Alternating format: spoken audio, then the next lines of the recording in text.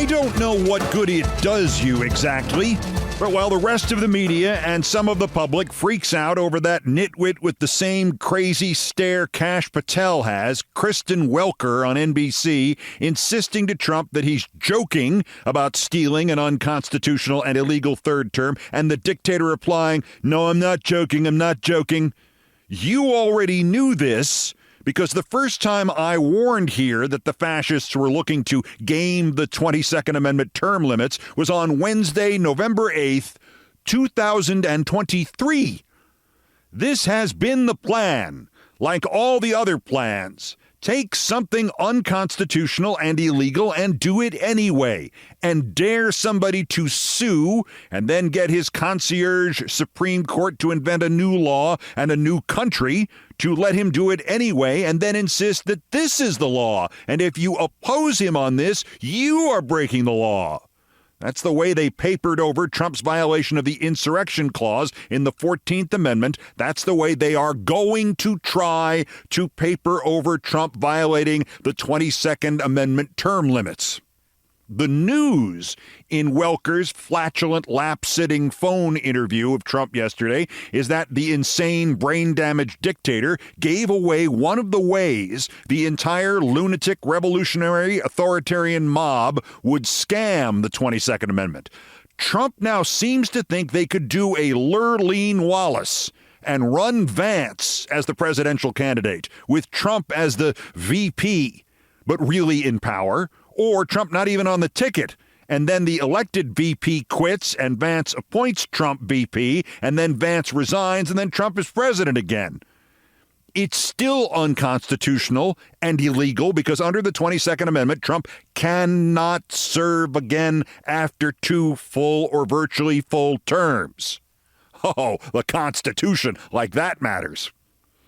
That is also the problem with the first scam, in which someone somehow was to award Trump another term because he'd had to spend so much of his first term defending himself against his, crimes, or because he can get enough people to say he really did win in 2020, so we owe him that one.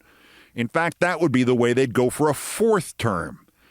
The 22nd Amendment is explicit. 2 terms, or 1 full term and most of a second term, and you are ineligible to again serve as president. The question that remains there is whether you could even be elected vice president, because you, as vice president, would be there to assume the presidency in the event of the death of the president. In any event, this is also the problem with the second scam, which they have apparently abandoned now after running with for more than a year, that the 22nd Amendment limit of 2 terms means 2 consecutive terms. So Trump, as the first non-consecutive electee since Grover Cleveland, could run again. But Obama couldn't, and Clinton still couldn't, and Bush still couldn't. Just Trump and Grover Cleveland. And there is, of course, reason to wonder which one of them is more mentally fit for the job, because while Grover Cleveland died in June of 1908, Trump is completely insane. The vibe I got from this latest interview, apart from the fact that Trump told this moron Welker that no, she was wrong, he wasn't joking, and she never once came back with, the Constitution limits a president to 2 terms. You know that, right? What makes you think you would get away with it? She never said anything like that because she's an idiot. The vibe I got besides that is that they may not have enough bullshit even to get this legal legerdemain past his own Supreme Court. And they just cut to 2 versions of the same ending of American democracy. One is the simple elimination of elections or the declaration of an emergency of some sort with the subsequent violence and suppression and arrest of political opposition, a preview of which we could be seeing now in the disappearing of those protesters and, of course, the gay barbers with tattoos. The other is a variation on that Lurleen Wallace ploy in which the 2028 fascist ticket is anybody and anybody else. And when it comes time for the inaugural address, President Anybody says, I am ceding all power to Donald Trump, and Trump doesn't even move out of the Oval Office, let alone out of power. If that sounds at all familiar, somebody who isn't president acting as president, they may have taken that out for a test run for the first few months of this presidency, though it seems to be receding somewhat. That was the period of the Musk co-presidency. Could you get away with somebody actually running the government without being president? Could Trump's mental diseases be satisfied by being president in reality, but not president in name only? Regardless, no. Sorry, Ms. Welker. He's not joking. You're wrong. You should resign. I have mentioned this on and off for the last 509 days on this podcast. Trump not only has a pathological need to remain in power, he has no choice but to try to do so, no matter what laws he must subvert, nor who he must kill or have killed to remain in power. It is more than appropriate to yet again quote the Yale historian Tim Snyder, reminding us that Trump is in the classic dictatorial position. He needs to die in bed, holding all executive power to stay out of prison. This means that he will do whatever he can to gain power, and once in power will do all that he can do to never let it go. This is a basic incentive structure which underlies everything else. It is entirely inconsistent with democracy. Tim Snyder's precise, somber encapsulation of the reality of what we face and what people who are supposed to be 1,000 times smarter than KRISTEN Welker still somehow think is a joke or is trolling of some kind, this has taken on added gravitas in the past week. Few things shock me anymore. This shocked me. The Yale Daily News reports that 3 of that university's top professors are leaving to go teach somewhere else starting with the fall term this year. Philosophy professor Jason Stanley, history professor Marcy Shore, and Marcy Shore's husband, history professor Tim Snyder.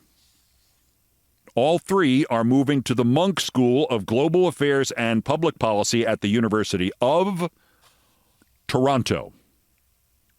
Tim Snyder is leaving the country. As I said, few things shock me anymore.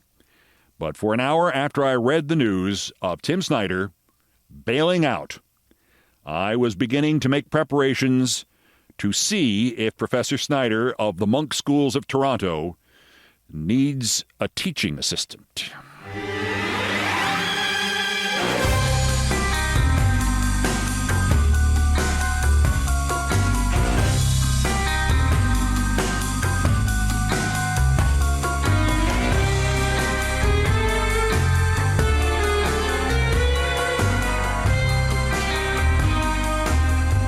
I once was a teaching assistant. It was in communication arts. It was in 1979. I was an undergraduate, and I have to say I was pretty good at it.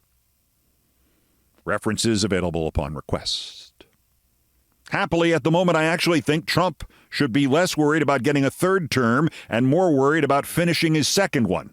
There are forces gathering against him, all of them on his side of the political spectrum, and I'm not sure that individually any of these forces could extract him from office, but if they coalesce, and if the Democrats win the midterms, a popular anti-Trump front could literally drive him from office. The first force is the most blatant and least acknowledged sign of his insanity, these suicidal tariffs. Analysis from the Federal Reserve Banks of Atlanta and Richmond and Duke University have put out a new study. American companies that import heavily from Canada, China, Mexico, and other victims of Trumponomics, the let's party like it's 1899 plan, they expect to raise prices this year by more than 5%. The ones who won't be strangled by tariffs still plan to raise prices this year by nearly 3%. Now, you can blind yourself trying to analyze this data, but the headline is Trump promised lower prices on day one, and here, as April looms, is now delivering inflation. At least 3% more, maybe well over that 5% more figure. He bluntly stated on camera that he wants foreign car prices to go up. Is this registering with his mesmerized base? You bet your ass. At election time, nearly half of all American voters believed they would be economically better off under Trump. That was November. That number has already fallen to 25%. And it's not just consumers. The Wall Street Journal says Trump got on the phone with the CEOs of the top auto companies in this country and warned them against raising prices after tarifflation hits, that he will recriminate against them if he does so. He has already repaid the media companies that prostituted themselves to him by killing tourism to this country so that the Universal theme parks, co-owned with NBC, and the Disney theme parks, co-owned with ABC, are going to hit crises. His psycho in charge of health is threatening to ban prescription drug advertising on television. And if you haven't watched linear television lately, that's all the advertising there is on linear television anymore. And Friday, his nut job at the FCC repaid Bob Iger kowtowing to him by opening an investigation of Disney. Quote, in particular, I want to ensure that Disney and ABC have not been violating FCC equal employment opportunity regulations by promoting invidious forms of DEI discrimination. He attached an article by a right-wing conspiracy theorist which called Disney, quote, the wokest place on earth. Gee, Bob, it's almost as if trying to appease lunatics who threaten you with multi-million-dollar bribes just makes them conclude you will keep giving them more multi-million-dollar bribes if they keep threatening you. Not great, Bob. The point is, the CEOs and the stock market is coming to understand that when they thought Trump would cook the economy to give a select group of people all this nation's wealth, he didn't mean them. He meant him. He meant him and maybe Musk and maybe Bezos, but I bet you any amount of money Trump plans to cut Bezos' legs out from under him sooner rather than later. In any event, every time they turn around, he's cut another bunch of them out of the money club. He's tanked the stock market. He's killed overseas markets for American companies. Nobody wants to buy anything here right now. We don't need a consumer strike. The consumers aren't buying crap. We're headed for a depression, a Donald Trump depression. And bluntly, corporations are designed. They exist to eliminate the human equation from business decisions. They eliminate any sense of feeling. They eliminate, whether or not people should live or die. They are there to make money, guilt-free, nothing else. And anything in their way will eventually be removed. If anybody extracts Trump from office, it will be from the far right via a consortium of corporations.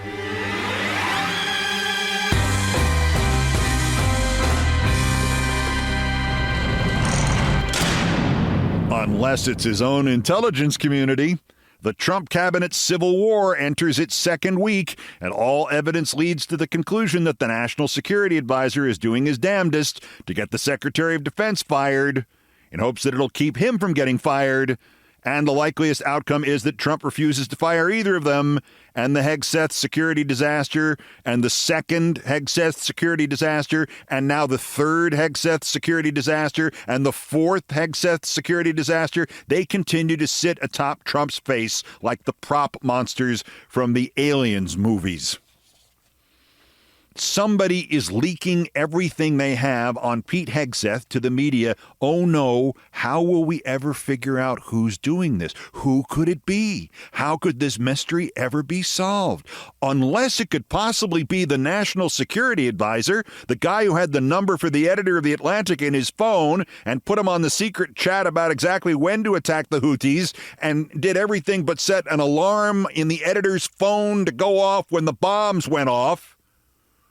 That all started a week ago today, and it will continue to strangle the Trump administration if the Democrats just lift a finger to poke at the scandal every day. You remember the Democrats?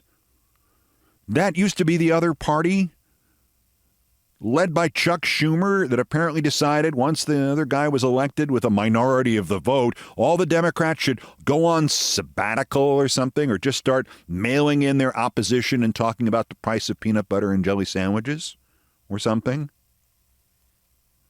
Christ. Back to the Hegseth scandal. Scandals already in progress.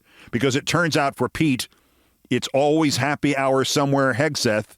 It's also always bring your wife to work day and bring your brother to work day somewhere.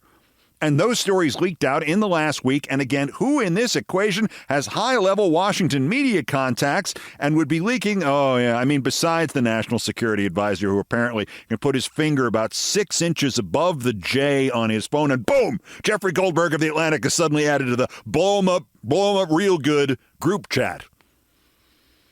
First, somebody tipped off the Associated Press that one of Hegseth's most promising young staffers at the Pentagon is a podcaster named Phil Hegseth. Why, that's a coincidence.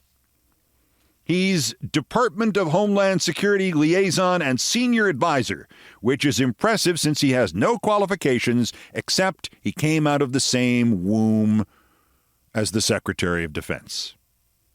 He worked for somebody else's podcast company, and then he had his own podcast company. Why, that's the entire spectrum of experience, isn't it? References available on request. The end. We don't know what this seeming textbook example of nepotism is getting paid by us, but the AP also found out that little Phil was previously hired by Pete at Concerned Veterans for America for $108,000 to do media relations. And we know what Concerned Veterans for America is concerned with. It's concerned with paying Hegseth brothers.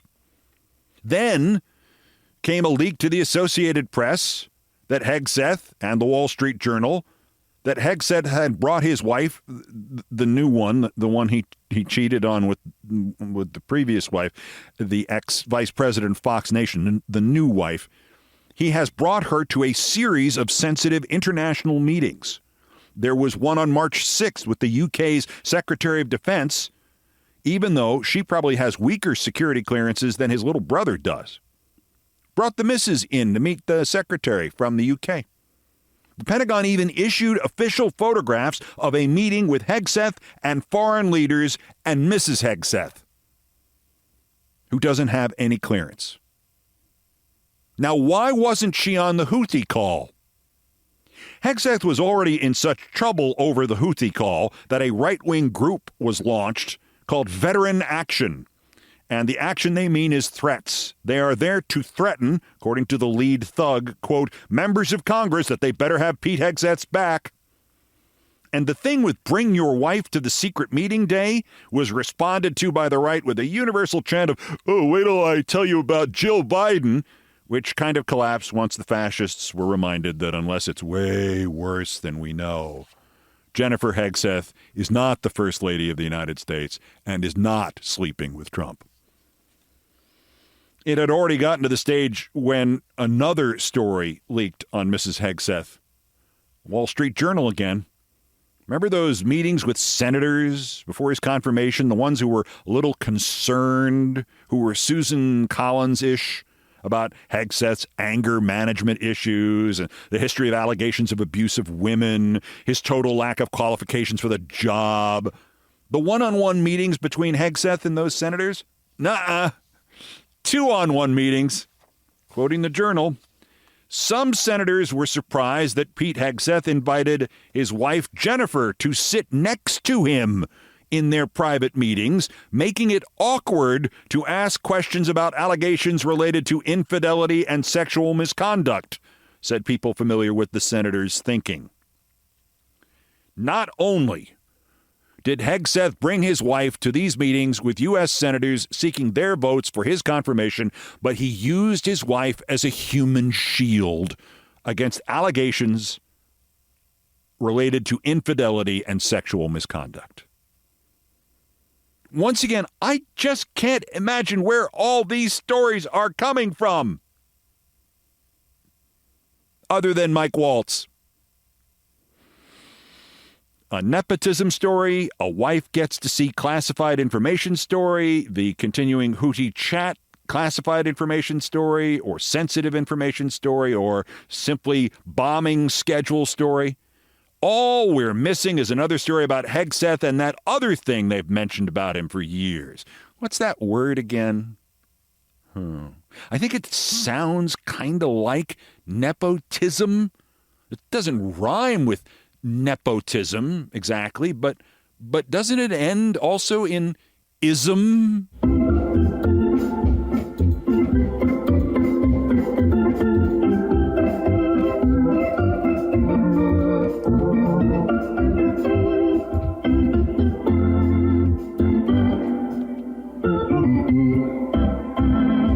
Thank you, Nancy Faust.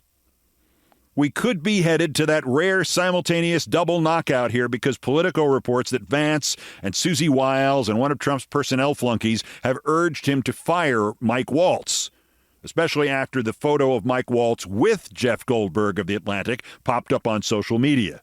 The guy Waltz says he's never met. I can tell you for 100% I don't know this guy, wouldn't know him if I bumped into him, if I saw him in a police lineup. Police lineup? Maybe you have him confused with Hegseth? Anyway, turns out 4 years ago, the French auteur and TV philosopher Bernard-Henri Lévy held a book launch in Washington, and there, in a photograph, is Waltz applauding, and right behind him, leaning in on Waltz as if whispering to Waltz directly into his ear, is Jeffrey Goldberg. And Waltz has never met Jeffrey Goldberg, which means Jeffrey Goldberg is standing way too close.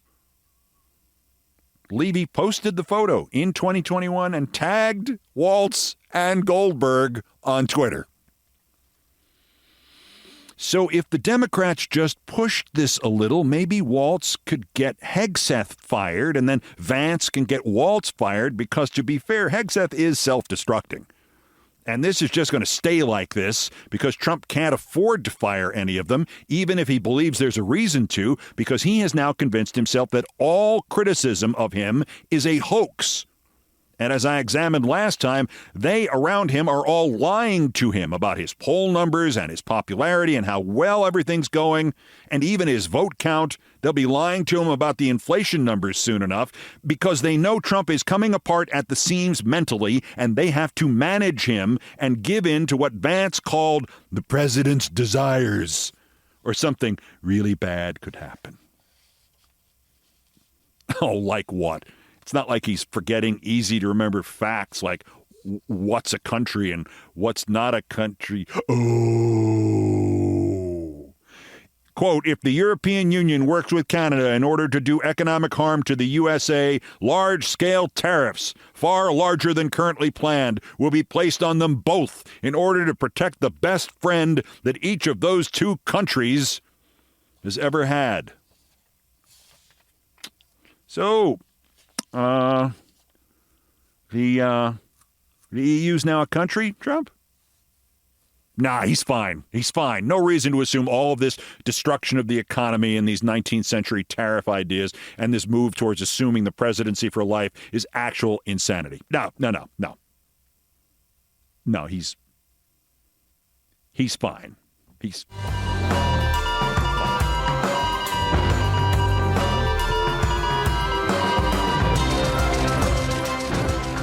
And on the journalism front, they're fine too. Nobody ever learns. Nobody. The White House Correspondents Association annual dinner, also known as Community Service for Reporters, or a preview of your time in hell, will, for the second time in 7 years, not feature a comedian because the association and its president, Eugene Daniels, of MSNBC, naturally, is afraid of Trump and more interested in their own jobs than in preserving the free press or the United States of America. They have fired Amber Ruffin as the comedian after booking her months ago. Quote, Politico reports that the decision to remove Ruffin came after the White House Deputy Chief of Staff Taylor Budowich criticized the WHCA for hiring Ruffin as she has been critical of President Trump. Alongside a clip of Ruffin calling the political climate bonkers, Budowich wrote, "This year's WHCA dinner will be hosted by a second-rate comedian who is previewing the event by calling this administration murderers who want to feel like human beings, but they shouldn't get to feel that way because you're not." All right, that's a statement of fact. They are murderers. And the political climate certainly is bonkers. Second-rate comedian? Caroline Leavitt is a second-rate comedian. Wait, there's more from this story. Trump is expected to not attend the event. In his past administration, he also did not attend any of the dinners hosted. So Trump's not going. The fascists aren't going. Appeasing Trump doesn't work. After taking money literally from the people who run the media and own the media, he's now going after those people again. So fire Amber Ruffin anyway. When the comedian was the only reason worth paying for parking at that event, which is literally less impressive than the annual big to-do of the Rotary Club in Ithaca, New York in 1977. I've attended both. And the White House Correspondents' Dinner sucks. In the old days. It was bad enough in the old days. It was torture in the old days. Now it's just dinner at Vichy's. But to leave you with two happy moments, my glass half full report that Kristi Noem's sadomasochistic Ilsa She-Wolf of the SS porn video that she put out, filmed in front of the kind of people she helped to kidnap off our streets and trundle off without due process to an El Salvador slave prison. A pro tip here. I have found my ability to process that Kristi Noem's snuff film improves appreciably if I interpret the images backwards. Just tell yourself as you look at this that she's the one behind the bars and the dozens of shirtless guys are outside of her cage. And I have a second half glass full. Glass half full.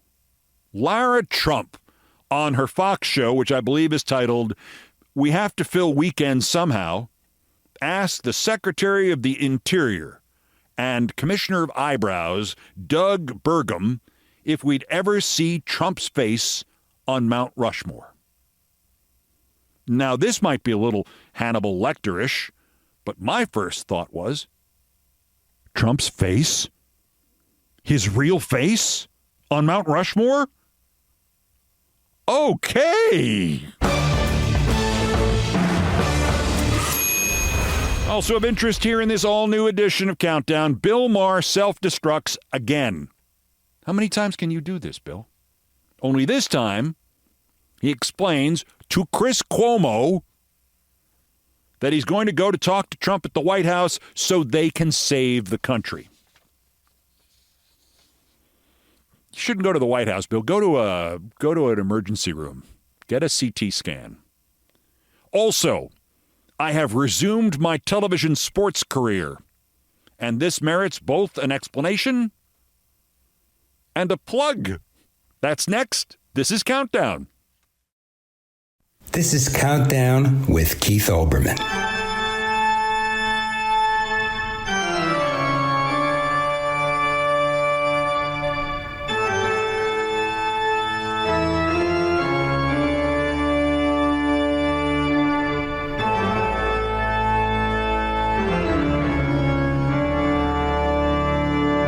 Still ahead in this all-new edition of Countdown, I have resumed my TV sports career. I want to go into some detail about this and why, because if you've been listening the last roughly 2.5 years, you will have heard me say, I don't think you should be doing both politics and sports. Certainly not in the same venue, but maybe not even in different venues. Well, I'd like to amend those remarks because I'm now doing it in different venues. Politics here and baseball on TV. Ahead. First, believe it or not, there's still more new idiots to talk about. The daily roundup of the miscreants, morons, and Dunning-Kruger effect specimens who constitute today's other worst persons in the world. Here are the nominees. The bronze, worse, Congresswoman Anna Paulina Luna, if that is your real name, Anna Meyerhofer. And I'm sorry, miss, but I'm afraid the role of Marjorie Stupid Green has already been cast. But honestly, when she hits that magic percentage of body weight that is just steroids, and she goes catatonic, we will call you, madam. Ms. Luna announced on Fox, quote, I would like to tell the American people I was made aware to me this evening that NBC actually have a video that has never been seen before that allegedly shows Oswald near a vehicle at the time, which means it couldn't have been him.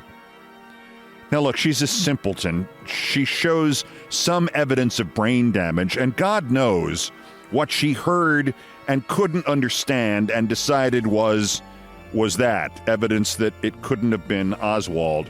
I assume either somebody told her about Oliver Stone's movie JFK and a VHS tape of JFK. This is the tape that NBC has.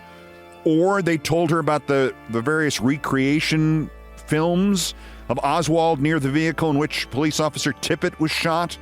Long the biggest timeline hole in the Oswald solo gunman theory, though not a fatal flaw in that theory. But anyway, this misses the point. The day JFK was shot, there was no way to burn time of day into film, or even the early giant-sized forms of videotape. There was no time code available until 1967.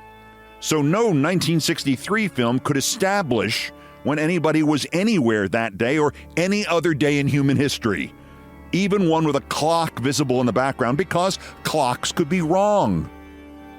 I know, by this point, her eyes have rolled back in her head and the drool is flowing like wine, but you still get my point.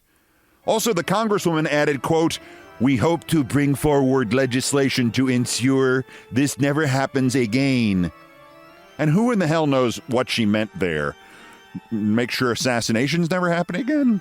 Make sure no more Warren commissions? Make sure there's no more evidence locked away by the government? Make sure there's no more Oliver Stone movies? Who knows? By the way, you know who was great in that movie? Doesn't get credit for it? John Candy was great in JFK. Moving on, the runner-up, Dave LaRocque, the far right would-be candidate for governor of Virginia, the one who referred to Virginia's, quote, colored community, unquote. He didn't say that in 1952. He said it in 2021. He's a nut job and a nitwit, and if you didn't know that, listen to this interview in which he brings up his favorite movie. No, not JFK, in which it was proved that at the time of the assassination, Lee Harvey Oswald was actually working with a chisel atop Mount Rushmore. No, 2007's film Freedom Writers with Hilary Swank. One of my favorite movies, and I tell you, it moves me emotionally, is a movie called Freedom Writers. Have you ever seen that? Yeah, I have seen that movie, yes. It's a spectacular movie, isn't it? And it's this inner city, these kids that think life has been terrible, and it justifies them being violent toward each other. And the teacher, Hilary Swank, I think, introduces them to a Holocaust survivor. And I think it's based on a true story. It is. And they just appreciate that's the what these people have been put through, which makes their own struggles, I think, seem like something they can overcome. So, again, the central theme of it is, well, a couple different things going on, but it uses I think it was Anne Frank that they actually brought in to tell her story, and it really changed these people's lives. Yeah, a life-changing event when they brought Anne Frank into the classroom in Long Beach, California, in person, to tell the kids about the Holocaust. Anne Frank herself. I guess these days you and I should be happy when we find a Republican, even an idiot Republican, who believes it happened and believes it mattered. But honestly, can we lock LaRocque and Luna in a classroom for like 3 minutes and just force them to brush up their knowledge of just these two events and leave the other 10,000 things they each get wrong in day-to-day life wrong? Just on these things. Just about the fact that there's no videotape of the JFK shooting and couldn't be, and that Anne Frank did not survive the Holocaust. Just somebody tell him this. Good God. But they have excuses. They're morons. Our winner, the worst, once again, does not have such an excuse. Bill Maher, with assists from Chris Cuomo and Gavin Newsom. He's got everybody working with him except Chris Cillizza. I'm not going to suggest here or anywhere else that anybody ever took Bill Maher seriously as a political thinker, but he had a certain fearlessness and one of two platforms that were largely or mostly liberal in the early years of this century. I might modestly add Countdown was the other one. But Bill's trolley has come off the track. And like so many seemingly strong figures in our society, it turns out that he was made out of paper mache and filled with oatmeal, just like all the guardrails. What Bill has done has decided he wants to be on the winning side more often. So he's now going to the White House to see Trump with his new friend Kid Rock and once you get past his new friend Kid Rock, everything else is superfluous detail. If Kid Rock is one of your friends, your life is at essentially an end. Maher is hanging out with other Quislings too. I mentioned Newsom, who used to be the Democratic governor of California and is now a podcast host. Announced on Maher's show Friday, Newsom did, that the polling showing the Democratic Party has 27% approval means, quote, the Democratic brand is toxic right now, unquote. Gav, the Republican Party has 36% approval, which is not a lot more, given that they won the election. B, most of the dissatisfaction with the Democratic Party is from Democrats because of the weaseliness and appeasement from clowns like C, Gavin Newsom, and Bill Maher. We talk down to people, Newsom told Maher. We talk past people. Well, the two of you do, that's correct. The idea that we can't even have a conversation with the other side, Newsom asked rhetorically. Maher's reply, you have to. They won. Says who? Fox News has a larger audience than Bill Maher. Hell, Newsmax may. Bill, do you have to talk to them because they won? Maher apparently thinks this means going to talk to Trump and to step into his own personalized echo chamber that says this is a good idea. He went on with Chris Cuomo, another guy who, to paraphrase a line about Michael Jordan's willingness to do commercials for anything, if they promised Chris Cuomo his own network TV show again, but he had to do a commercial for it, wearing a jockstrap that you wore on your face, he would do it. For once, though, in this clip, Chris Cuomo is the least insufferable person in the room, because the only other one in the room is Maher. Listen to the delusions of grandeur parade out of Bill Maher's tiny little deviated septum. What do you think has been the response so far? What do you think it will be, and why are you doing it? Which I'm totally for, by the way, and I love it. I get it. Well, I'm doing it because, first of all, it was presented as a dare. not a dare. No, just like, maybe this is a beginning to heal America. No, I don't have some sort of complex where I think I can heal America. I can't. Okay, let's get that clear. I'm not going to be healing America. But if two guys who've been at each other for so long, I mean, it's kind of a Nixon to China thing. I have the credentials.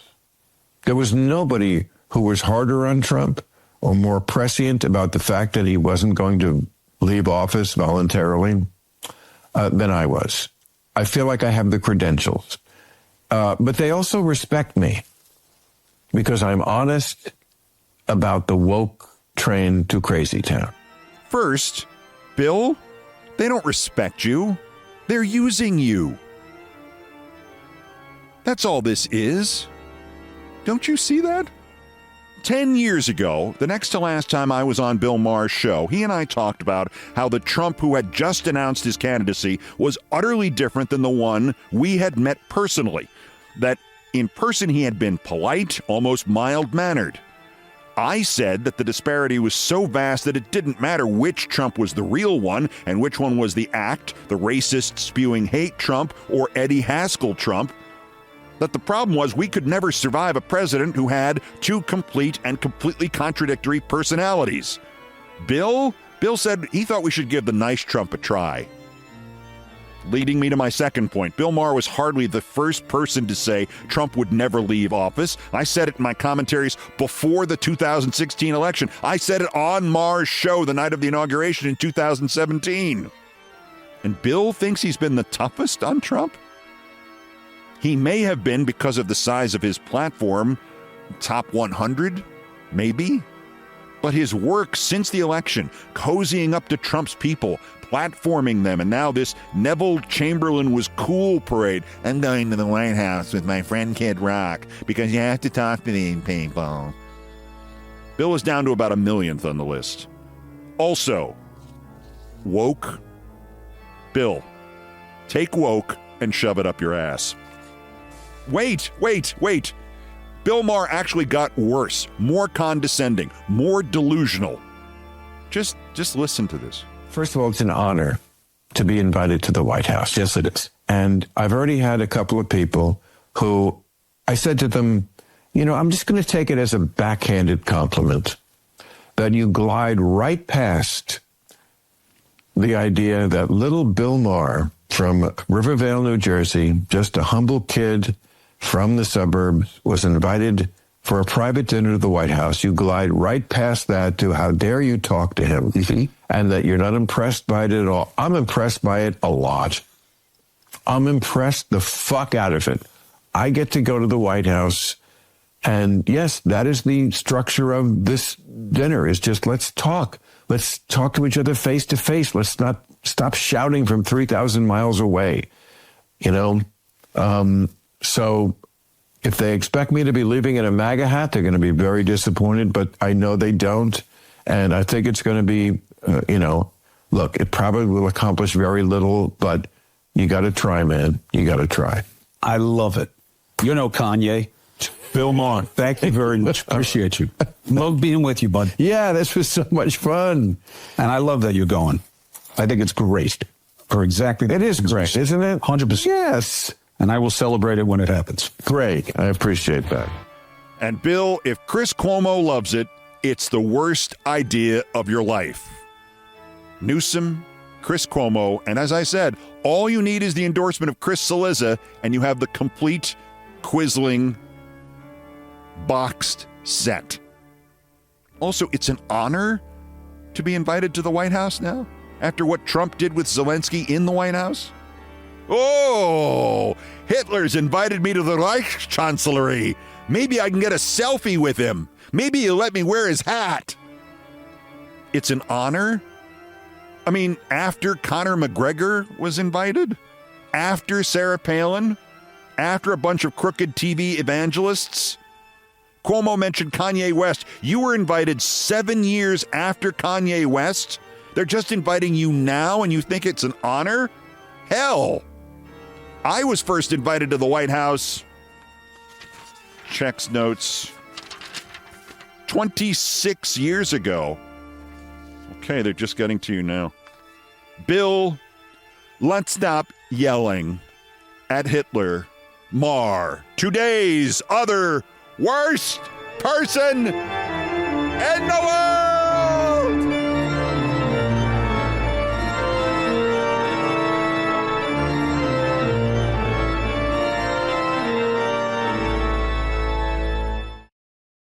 Take 4, B1, March 31, 3, 2, 1. This is Countdown with Keith Olbermann.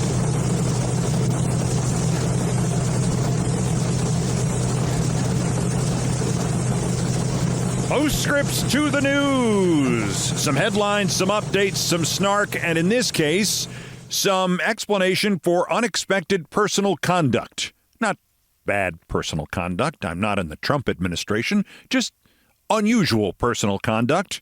And first, this is the Countdown Podcast, and these are the places where there's news. Dateline, New York. Well, and other places like Atlanta, Cincinnati, Miami, the Tampa Bay area, actually in this case, Tampa itself, Detroit, Los Angeles, but more correctly, Anaheim, Kansas City, Cleveland, and Milwaukee. Hello. I have railed recently about the increasing merger between sportscasting and politicasting, between the number of sportscasters at nominally sports venues who have gone into commenting on politics. This has been led by such derelict outlets as Barstool and the others. But it has also recently creeped into places like ESPN, and I have been virulently angry and most condescending towards, with, I think, justification, Stephen A. Smith, who has decided the other day on the air that he is going to debate Donald Trump on the subject of DEI. This is, of course, part of what Stephen A. Smith thinks is a very clever little idea of his to get himself mentioned as a presidential candidate. And as 99% of the country laughs when they hear that, the other 1% say, I'd like to have a president who could give a 7-hour State of the Union address without taking a breath and without saying anything at all. Because the one thing we want after this one is another guy who wants to take all of the air out of the room for himself. In any event, it's not hard to figure. Many politicians have tried this before, and lots of people who know nothing about politics think it's a clever idea. Tell everybody that, oh, you do it if it were necessary and people really wanted you to, but you don't have the time, and you certainly don't want to be president, and you let other people say, no, he'd make a great president, and you try a draft, some anonymous name like, I don't know, John A. Smith for president.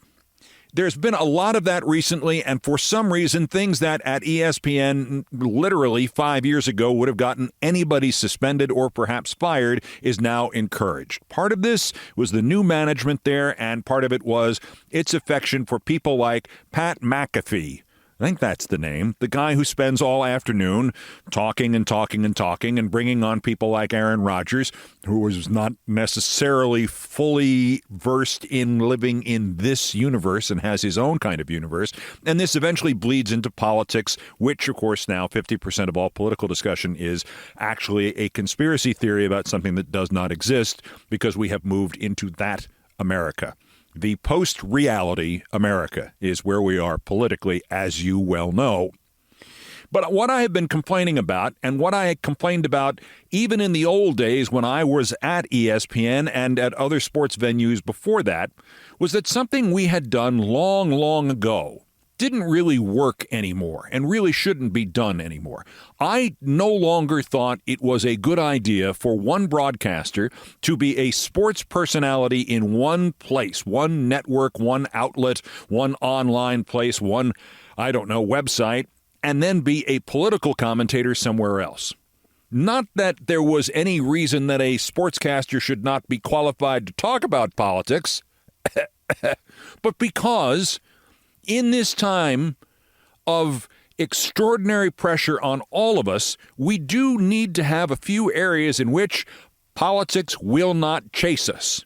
I always think of Donald Trump as the character, if you can believe this, on the old Fred Flintstone show, who used to, when you turn the TV off, the hand would come out from around the side of the TV, and this character would turn the TV back on so he could keep talking to you. That's Trump. That's politics. I think there needs to be a place where we can get away from that. And I think one of the easiest ways for that is sports. I am not saying when the Trump administration tried to erase Jackie Robinson from the history of the Defense Department, I'm not saying that should be ignored by sports. Quite the contrary. That's when it is absolutely necessary. I'm not saying that when athletes have opinions about sports that they should be ignored. Absolutely not. That is their platform, and they should be covered. And they should be covered to some degree neutrally, and the fallout should be covered to some degree neutrally. But the point is that they're the ones making the comments, not the sportscasters. The sportscasters don't count. As I said, in the old days, back at NBC in 1997, when I was first hired there, I was hired to do both news and sports, and the news part quickly devolved into almost all politics. I was anchoring the State of the Union address and then going to the Super Bowl weeks later in 1998. And then when I went back to MSNBC in 2003, it was just going to be news. Well, that changed rather quickly, too, and by 2007, I was on Football Night in America, co-hosting it with Bob Costas and several other people who were involved in the show at that time, too. Later, Dan Patrick joined me on that program, and we separated those two entities. I did sports 5 nights a week on MSNBC, or rather 5 nights a week of news on MSNBC and politics and increasingly political commentary on MSNBC, and then 1 night a week on big NBC doing just football and leaving politics out of it. In fact, prior to that, in 2005, I had joined with Dan on the radio and talked sports for an hour every day at 3 o'clock in the afternoon or 2 o'clock in the afternoon. I can't remember now, one of those 2 hours. And then I'd get in a car and go over to New Jersey, and at 8 o'clock at night, I'd spend an hour yelling at George Bush. And it didn't really seem to bother anybody. Those two things were separate identities. The mention of these two subjects in the same lifetime, in somebody's work as a body of work, was acceptable to the point where Rush Limbaugh tried to buy the St. Louis Rams football team, and I supported him when lots of people on both sides of the political spectrum said no. I said, if you've got a reason for him not to be an owner, that's fine. His failure at ESPN when he tried to do football commentary, well, maybe that's a good reason for him not to be an owner in the NFL. But the simple idea that he was a political commentator, or in this case, a propagandist who had been sent by Satan, well, I can understand why that might piss you off and you wouldn't want him to be an owner in the NFL, but that's not a good enough reason. Well, that's the way we felt back then, before everything got kind of out of hand. Because what is complained about now basically is if you are a liberal political figure and you happen to have some other livelihood, the right wants to destroy that livelihood. You can't be a sportscaster who has liberal political opinions. You're not allowed to be a sportscaster anywhere. Your simple presence is some sort of expression of liberal media. That is the way these people think, or at least pretend to think. And I mean pretend to think in both senses of that phrase.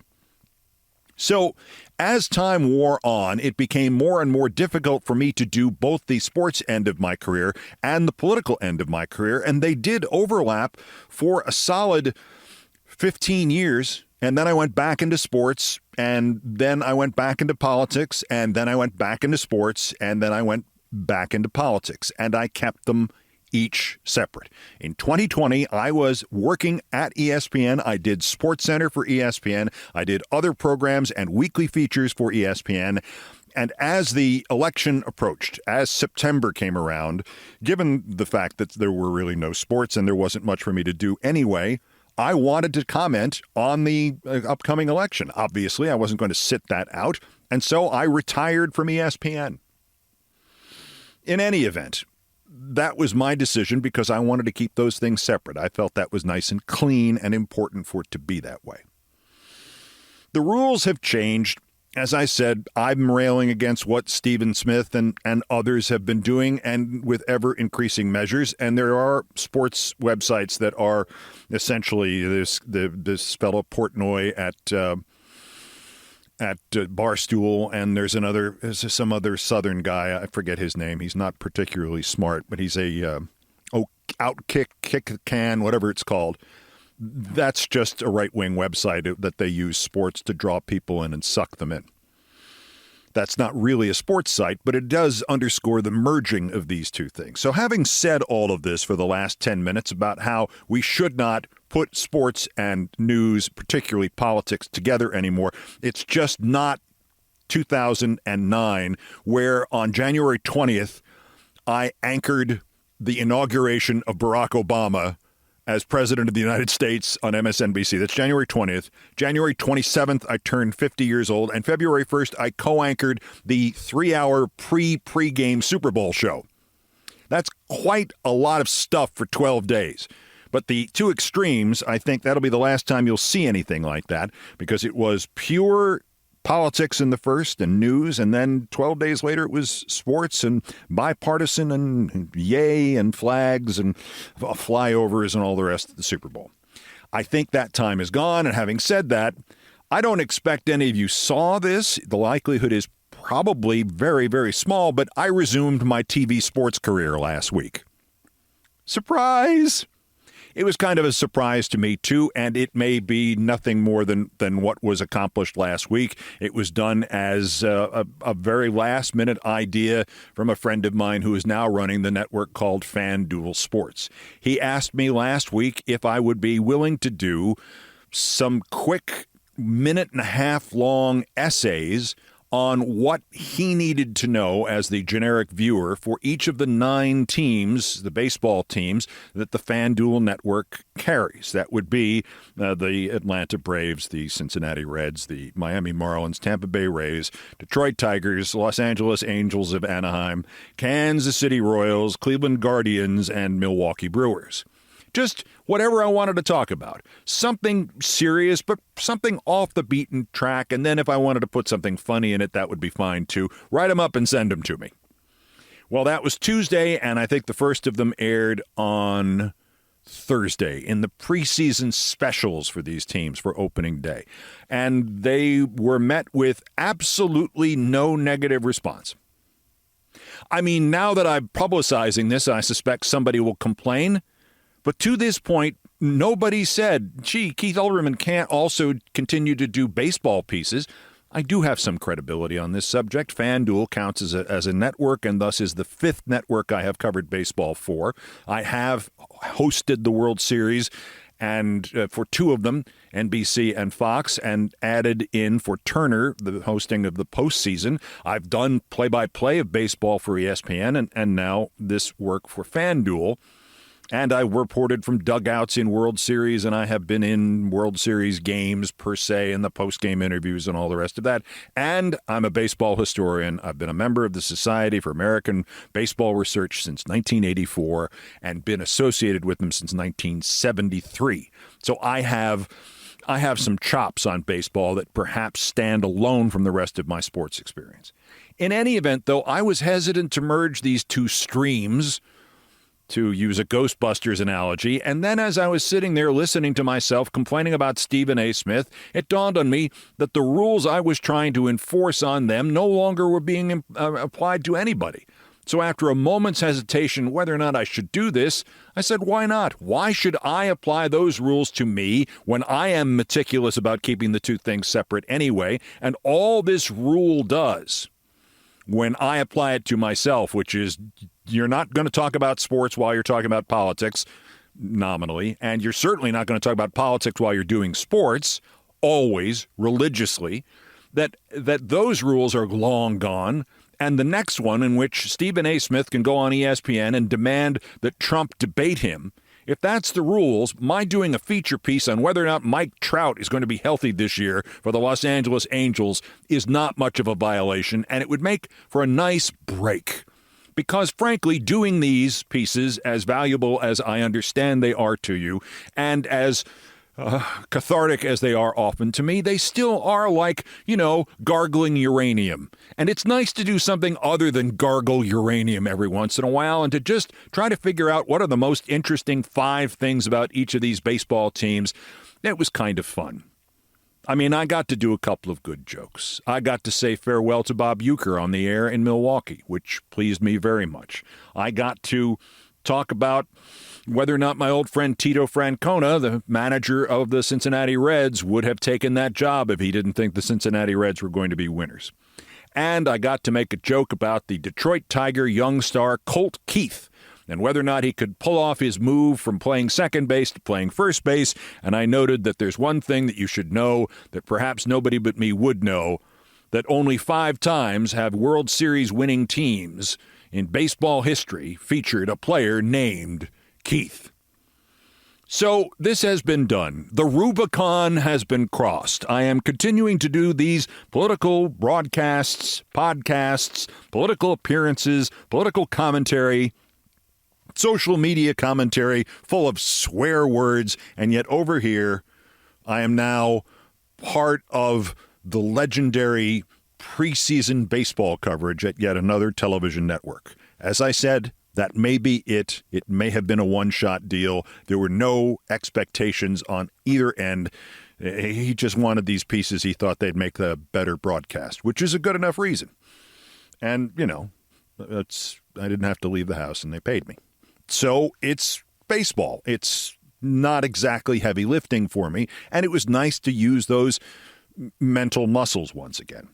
But it does underscore this idea of where are we going if we are going to have a rule in which you can say anything you want to on any television network and drag politics into it and not provide anybody, including me and you, somewhere safe to go where we are not likely to be chased by Donald Trump.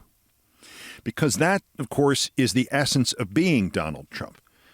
I'm trying to remember who it was, whether it was Roger Angell. I think it may have been Roger Angell, the great baseball writer, who said during the Ken Burns documentary that when he went to a New York Yankees game, whether he was literally there or simply thinking about the Yankees, every time he tried to look at the team, he would see the owner, George Steinbrenner, stand up in front of his view and start screaming and saying, "No, listen to me, listen to me."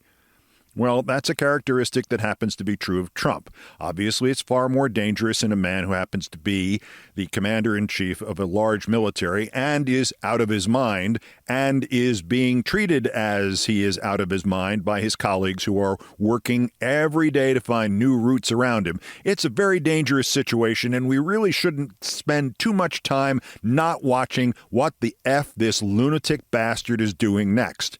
However, I think it would be okay if we all went for 2 hours over into a sporting event or into a movie and felt fairly sure we were not going to be, unless we thought in advance we would be, attacked by news of Trump and Trump's people. Maybe that gives them a 2-hour head start. I don't know. I do know if we attempt to continue to cover this in our own minds, you and me, nonstop, without a break, without something else, the top of my head's bound to blow off at some point. And I don't mean somebody's going to make it happen. I'm not suggesting they're out to get me. I'm just saying that the pressure inside is going to blow the roof off of my head. Now, it may fall back into place, and I have some good Gorilla Glue in the garage. Maybe I can use that. I'm just saying I put out a steadfast rule that the time had gone when we could ever have a sportscaster and a political commentator in the same being in the public space in the United States of America. And when I said that, I meant there were degrees to that. I meant politics and sports on the sports network. That's no good. This other one where the guy does the hair on fire political podcast about Trump twice a week or more, and then does a feature on how many guys named Keith have ever played on a World Series winning team. I am now officially declaring that that's not only okay, but it was actually pretty effing funny.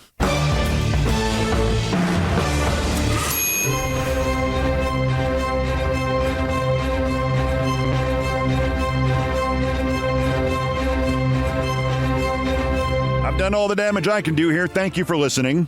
Brian Ray and John Philip Chanel, the musical directors of Countdown, arranged, produced, and performed most of our music. Mr. Chanel handled orchestration and keyboards. Mr. Ray was on the guitars, bass, and drums, and it was produced by TKO Brothers.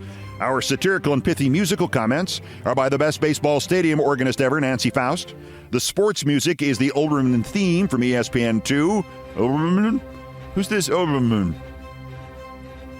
Anyway, it was written by Mitch Warren Davis. I can pronounce his name, and it's courtesy of ESPN Inc. Other music arranged and performed by the group No Horns Allowed. My announcer today was my friend Dennis Leary, who succeeded in pronouncing my name. Everything else was, as ever, my fault. That's Countdown for today. Just 1,392 days until the scheduled end of his lame duck and lame-brained term, unless Musk removes him sooner, or the actuarial tables do, or the corporations do. The next scheduled countdown is Thursday. As always, bulletins as the news warrants. Remember, impeach Trump. It won't work now. It will, though, when the Democrats the midterms. if there are midterms, if the Democrats are going to show up. Put out an APB for Chuck Schumer. No, don't. Till next time, I'm Keith Olbermann. Good morning, good afternoon, good night, and good luck.